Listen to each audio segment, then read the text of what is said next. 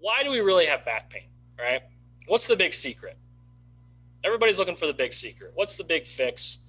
What's the one thing that we can do that's going to instantly make back pain better? All right. If you've been living with back pain for longer than 4 weeks and you haven't been able to return to the activities that you love, that you need to, that you want to, work, the gym, taking care of your kids, getting outside to enjoy a beautiful night, here's your likely reason why. And here it goes. Okay.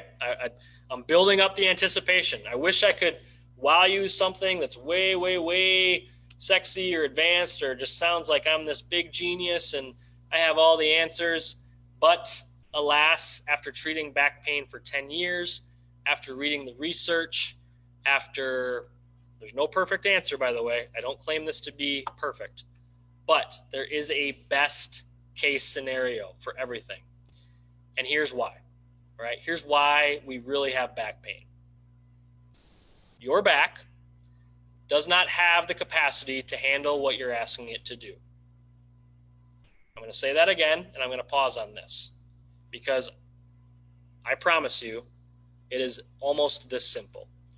Your back, meaning your spine, your joints, your discs, your nerves, your muscles, your pelvis, your hip joints, when we really, 95% of the time, and we'll talk about this, but 95% of the time, when you have pain, it's because your body does not have the capacity to handle what you're asking it to do.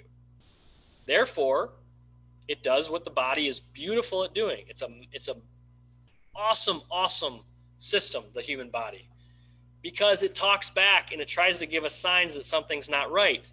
So it stiffens up, it creates pain and guarding, and sometimes it radiates the symptoms elsewhere, right? Have you had that pain in the butt, pain down the leg, pain going up, pain going across?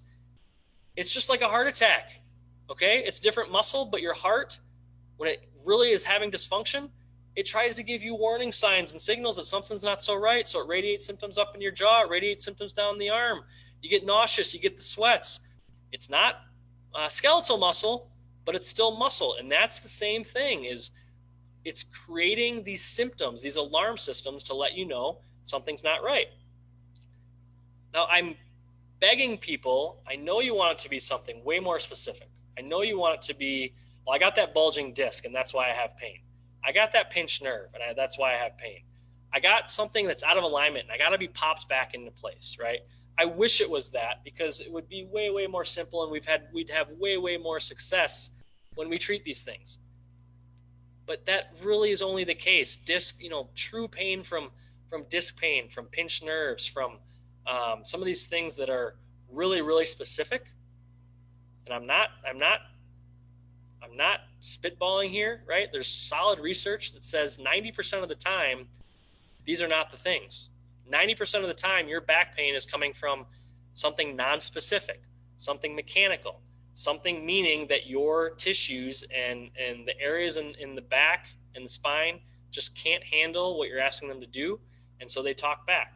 All right. So 95% of the time, when you have back pain, when we have back pain in probably other areas of the body, it's just that you can't handle what we're asking it to do. All right. So what are some examples of that? Posture, right? We blame everything in the world on posture. Oh, my posture's not good. Oh, it's crummy posture. I got bad posture. I got to get a new chair. Maybe, but realistically, it's just too much of the same position, right? We don't have a posture problem. We have a not moving problem. So too much of the same posture, even if it's perfect posture, too much of the same position, your body can't handle that same position for long periods of time. The tissues don't have the ability to hold that position. The joints don't like being in that position for too long. And so they talk back. Repetitive movement, right?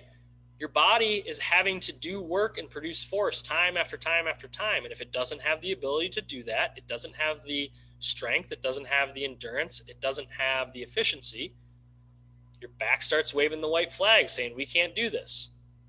Too heavy or a sudden spasm with lifting, you're lifting, you're in the gym and you're getting after it, you're feeling good, and all of a sudden the back goes.